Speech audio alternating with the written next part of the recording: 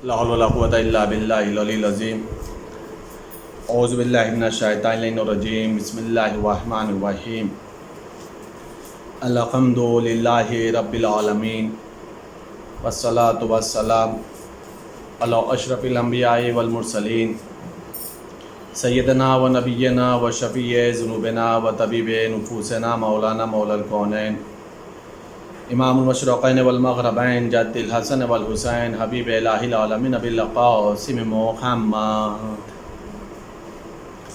وعلی بیتہ الطیبین الطاہرین المعصومین المظلومین المنتخبین المنتجبین اما بعد فقد قال اللہ تبارک و تعالی فی القرآن الکریم وهو اصدق القائلین وقولہ الحق بسم اللہ الرحمن الرحیم یا ایھا الذین آمنوا کتب علیکم الصیام کما کتب علی الذین من قبلکم لعلکم تتقون۔ عزیزان اکرامی، محترم سامعین اکرام و ناظرین اکرام، اسی آیہ مبارکہ کے ذیل میں آپ حضرات مسائل شرعیہ کو اور قرآن فہمی کو سماعت فرما رہے ہیں۔ خداوند عالم نے ماہ مبارک رمضان کے روزے کو واجب قرار دیا ہے، اور روزے کا فلسفہ اللہ نے یہ رکھا ہے، سبب اور ریزن یہ بیان کیا ہے کہ معلوم یہ ہو کہ تم لوگوں میں متقی کون ہے اور صاحبان تقوی کون ہے۔ ایک چیز تو بہرحال اس آیہ مبارکہ سے سبھی کو سمجھ میں آ جانی چاہیے کہ اگر ہمارے اندر خوف پروردگار میں اضافہ ہو رہا ہے، ہمارے اندر متقین کی نشانیوں میں اضافہ ہو رہا ہے، ہمارے اندر صاحبان تقوی کے صفات پائے جا رہے ہیں، تو اس کا مطلب یہ ہے کہ ہم واقعی روزے دار ہیں اور ہم روزے کے فلسفے کو سمجھ رہے ہیں اور روزہ ہمیں فائدہ پہنچا رہا ہے،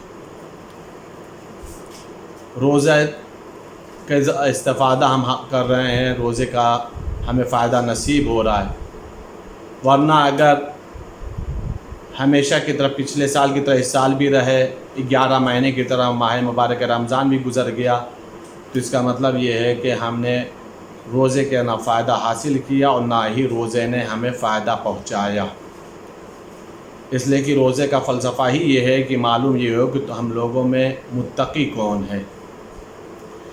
عزیزان گرامی، مسائل شرعیہ پہ جو گفتگو ہو رہی ہے، آج انہی مسائلوں میں کچھ باتوں کو آپ لوگوں کے سماعت کے حوالے کرنا ہے، اذان عالیہ کے حوالے کرنے۔ آج ایک مسئلہ یہ ہے کہ کبھی کبھی روزہ رکھنے کے بعد بھی انسان کو روزے کی قضا کرنی پڑتی ہے۔ روزہ رکھا تھا، روزہ مکمل بھی ہوا ہے، لیکن اس کے بعد بھی قضا کرنی پڑے گی۔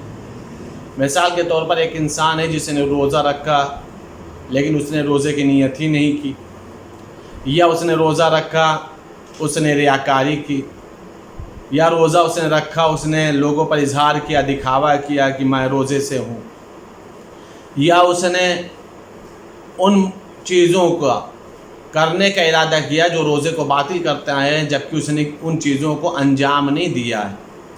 ایسی حالت میں اسے ان طرح کے تمام کیفیتوں میں اس روزے کی قضا کرنی ضروری ہے۔ ریاکاری کیا ہے تو بھی روزے کی قضا کرنی ہے، نیت نہیں کیا ہے تو بھی روزے کی قضا کرنی ہے، ارادہ کر رہا ہے ان چیزوں کا استعمال کرنے کے جن سے روزہ باطل ہو جاتا ہے۔ ان تمام کیفیتوں میں انسان تھا تو روزے سے، لیکن اس کے بعد بھی اس کے اوپر قضا کرنی واجب۔ اگر ایک انسان ہے جو روزے دار ہے، ماہ مبارک رمضان میں اس کے اوپر غسل واجب ہوا، وہ انسان مجنب ہو گیا اور اس کے اوپر غسل واجب ہو گیا، لیکن وہ غسل کرنا ہی بھول گیا، اور اس کے بعد وہ روزے پہ روزہ رکھا چلا جا رہا ہے، ایک روزہ یا کئی روزے۔ اب اسے خیال آیا کہ ارے ہم نے جو اوپر غسل واجب تھا اور ہم نے غسل انجام نہیں دیا، ہم نے غسل نہیں کیا، میں مجنب ہوں۔ تو ایسی حالت میں اس نے جتنا بھی روزہ اس کنڈیشن میں رکھا ہوگا، اس کیفیت میں رکھا ہوگا، اسے ان تمام روزوں کی قضا کرنی پڑے گی، چاہے ایک روزہ ہو یا کئی روزے۔ اس حالت میں بھی وہ انسان تھا تو روزے میں، لیکن اس کے بعد بھی اس کے اوپر اس روزے کی قضا کرنی ضروری ہے، چونکہ اس کے اوپر غسل واجب تھا اور اس نے حالت نجاست میں ایک روزہ یا کئی روزے انجام دیے ہیں، وہ روزہ قابل قبول نہیں ہے، اس روزے کی اسے قضا کرنی پڑے گی۔ اگر ایک انسان ایسا ہے کہ حالت اضطراری میں یا حالت تقیہ میں اس نے روزے کو باطل کر لیا یا روزہ توڑ دیا ہے، تو ایسی حالت میں اس کے اوپر اس روزے کی قضا کرنا لازم ہے، لیکن اس کے اوپر کفارہ واجب نہیں۔ یعنی اس حالت میں انسان، میں نے ابھی عرض کیا کہ کبھی کبھی انسان روزہ رکھتا ہے، اس کے بعد بھی اس روزے کی اس کے اوپر قضا کرنی ضروری ہو۔ کچھ چیزیں ایسی ہیں جو حالت روزہ میں مکروہ ہیں۔ دیکھیے، اس مکروہات کو بیان کرنے سے پہلے میں ایک بات عرض کر دوں اپنے محترم سامعین اور ناظرین کے سامنے۔ اگر عرفان پروردگار، عارف پروردگار بننا ہے، عرفان اہل بیت کو حاصل کرنا ہے، تو انسان کو واجب اور حرام سے ہٹ کر کے دو چیزوں کے اوپر غور کرنے کی ضرورت ہے۔ واجب تو اسے تمام امور کو انجام دینے جو واجبات میں ہیں، حرام تو اسے ٹچ ہی نہیں کرنا، چھونا ہی نہیں، کرنا ہی نہیں ہے، جسے اللہ نے حرام قرار دیا ہے، جسے اللہ نے روکا ہے، جسے اللہ نے منع کیا۔ اب اس کے علاوہ دو چیزیں اور بچتی ہیں، ایک چیز ہوتی ہے مستحب اور ایک چیز ہوتی ہے مکروہ۔ کبھی بھی انسان عرفان پروردگار یا عرفان اہل بیت حاصل کر ہی نہیں سکتا جب تک مستحبات کا عادی نہ بن جائے اور مکروہات کو ترک نہ کرے۔ مکروہات پر اللہ نے عذاب نہیں رکھا، مکروہ چیزیں گناہ نہیں ہیں، لیکن مکروہ کے معنی ہی ہے کراہیت، اور کراہیت کا لفظ جب استعمال ہوتا ہے تو اس کا مطلب یہ ہوتا ہے کہ انسان اس چیز کو نہ کرے تو بہتر ہے، چاہے وہ قریب نظر چیزیں ہوں، قریب صوت ہو، یعنی ایسی آواز جو انسان کو پسند نہیں ہوتی، ایسی چیزیں جو انسان کو دیکھنا پسند نہیں کرتا، ویسے ہی کچھ اعمال بھی ہوتے ہیں کہ جسے انسان کو نہیں کرنا چاہیے۔ تو یہ دو چیزیں اہم ہیں، واجب اور حرام تو اپنی جگہ پر، واجب کرنا ہی کرنا ہے، نہیں کریں گے تو گناہ، حرام کریں گے تو گناہ، اس کے علاوہ مستحب ہے اور مکروہ ہے۔ قربت پروردگار، عرفان پروردگار کے لیے ایک اہم مسئلہ یہ ہے کہ انسان مستحبات کو بجا لے آئے اور مکروہات کو ترک کرے۔ اور یہ بھی عزیزان گرامی اس بات کو آپ محسوس کریے، مکروہات کا اگر انسان عادی بن جاتا ہے کرنے کا تو وہ انسان زینہ بزینہ حرام سے قریب ہونے کا خطرہ ہوتا ہے، لیکن اگر انسان مکروہ ہی چھوڑ دے، مکروہات کو ہی ترک کر دے، تو لا محالہ وہ انسان حرام کے قریب نہیں جائے گا۔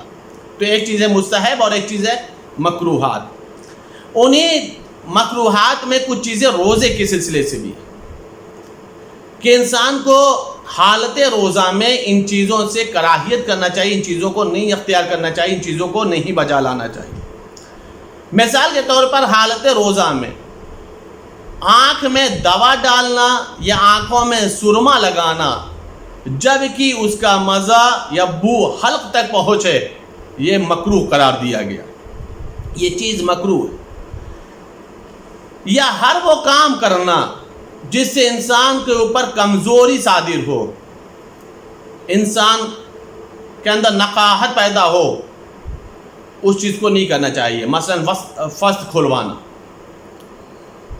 خشک چیز سے اینیما لینا، یہ مکروہ قرار دیا گیا۔ اپنے لباس کو جو پہنے ہوئے ہے اس لباس کو ترک کرنا، گرمی کا موسم ہے، حالت روزہ میں انسان کہیں باہر سے آئے اور اس کے بعد سوچے کہ تھوڑا چلو جسم کو ٹھنڈک ملنے کے لیے اپنے لباس کو ترک کر لے، اس چیز کو مکروہ قرار دیا گیا۔ حالت روزہ میں دانت کا نکلوانا یا ہر وہ کام کرنا جس سے منہ سے خون آ جائے، مکروہ قرار دیا گیا۔ خوشبودار گھاس یا جڑی بوٹیوں کا سونگھنا، اس کو مکروہ قرار دیا گیا۔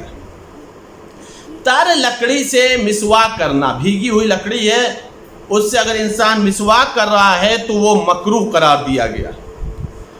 عورت کا پانی میں بیٹھنا، یہ مکروہ قرار دیا گیا۔ بار بار انسان حالت روزہ میں کلی کرے بلا وجہ کے بلا سبب. ایک تو ہے کہ نماز کے لیے انسان کلی کر رہا ہے وضو کرنے کے وقت، تلاوت قرآن کرنا ہے تو وضو کر رہا ہے، وہ ایک الگ مسئلہ. لیکن بلا وجہ انسان کلی کر رہا ہے تو یہ مکروہ قرار دیا گیا ہے.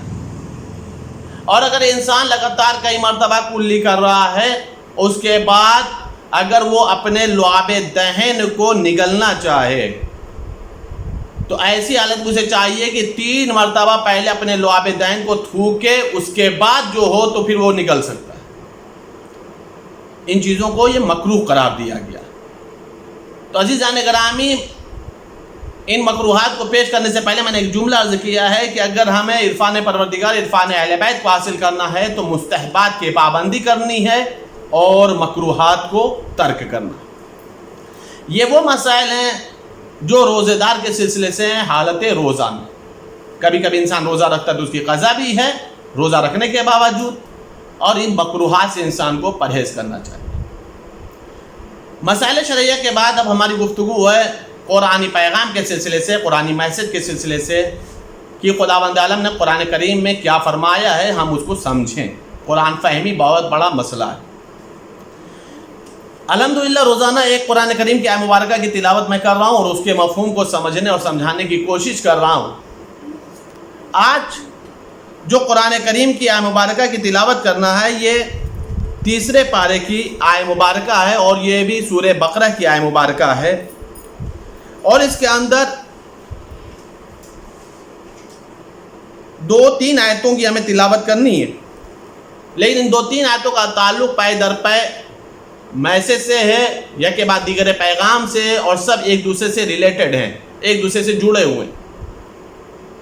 جو قرآن کریم کی آیت مبارکہ ہے جس کی ابھی میں تلاوت کروں گا، اس کا تعلق، اس کا مفہوم میں پہلے بتا دوں کہ اس آیت میں خداوند عالم ان لوگوں کے سلسلے سے بات کر رہا ہے کہ جو لوگ اللہ کی راہ میں انفاق کرتے ہیں، جو اللہ کی راہ میں خرچ کرتے ہیں، انہیں خداوند عالم کیا جزا دیتا ہے.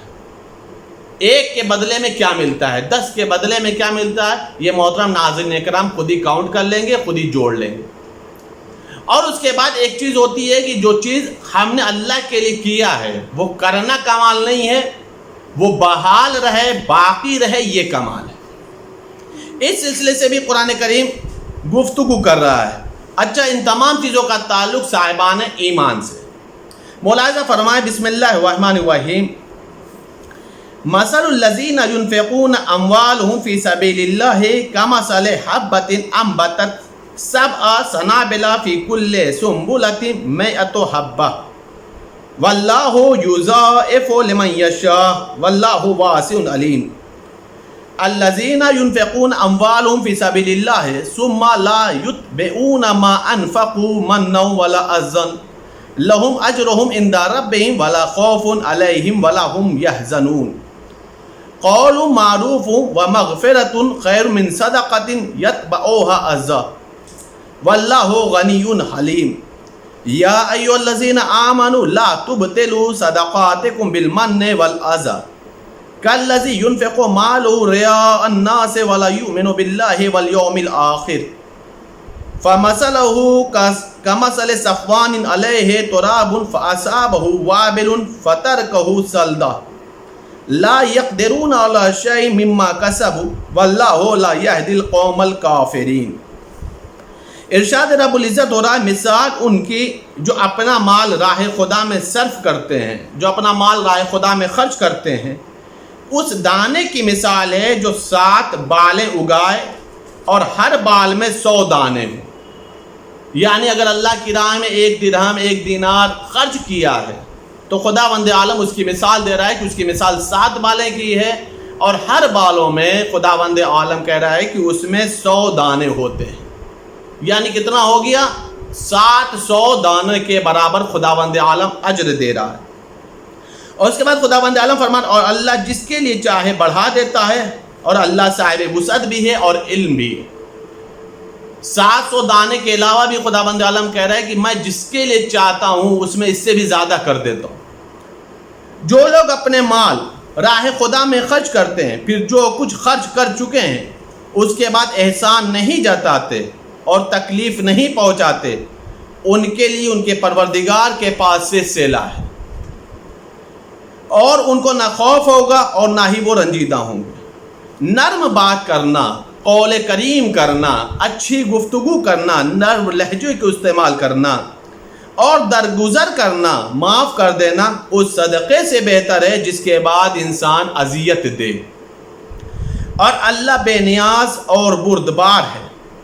اب خداوند عالم اس آیت مبارکہ میں آگے کی آیت میں باطل نہ ہونے پائے، وہ چیزیں ضائع نہ ہونے پائے، برباد نہ ہونے پائے، اس کے لیے ایک اصول دے رہا ہے۔ اے ایمان لانے والو، تم اپنے صدقات کو احسان جتانے اور ایذا دینے سے باطل نہ کرو۔